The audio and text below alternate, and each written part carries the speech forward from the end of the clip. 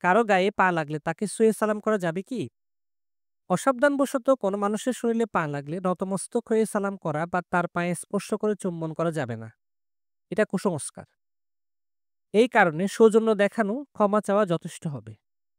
আর সম্মানহানির জন্য স্বেচ্ছায় যদি কেউ কারো গায়ে পা লাগায়, তাহলে সেটা জঘন্য অপরাধ।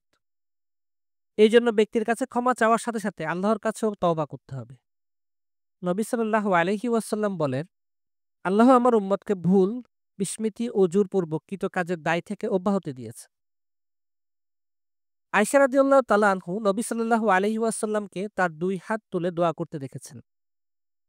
তিনি তার দোয়ায় বলেন, হে আল্লাহ, আমি একজন মানুষই। অতএব তুমি আমাকে শাস্তি দিও না। মানুষ শোলো বা দুর্বলতার কারণে আমি যদি কোনো মুমিন ব্যক্তিকে কষ্ট দিয়ে থাকি বা গালি দিয়ে থাকি, তবে তুমি সেজন্য আমাকে শাস্তি দিও না। তাই মানুষকে সম্মান করতে হবে। সৃষ্টির শ্রেষ্ঠ জীব মানুষ। এই শ্রেষ্ঠত্বের কারণে মানুষকে সৃষ্টির সেরা জীব উপাধিত করা হয়েছে।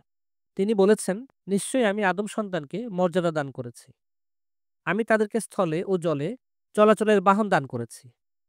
তাদেরকে উত্তম জীবন উপকরণ প্রদান করেছি এবং তাদেরকে অনেক সৃষ্ট জীবের উপর শ্রেষ্ঠত্ব দান করেছি। ইসলাম মানুষকে সুনাম ও সম্মান রক্ষার জন্য অত্যন্ত বর্জনির্ঘোষ বাণী উচ্চারণ করেছে। ইসলামের দৃষ্টিতে একজন মুসলিম কর্তৃক অন্য মুসলিমের মান-সম্মান ও মর্যাদাকে নষ্ট করা হারাম।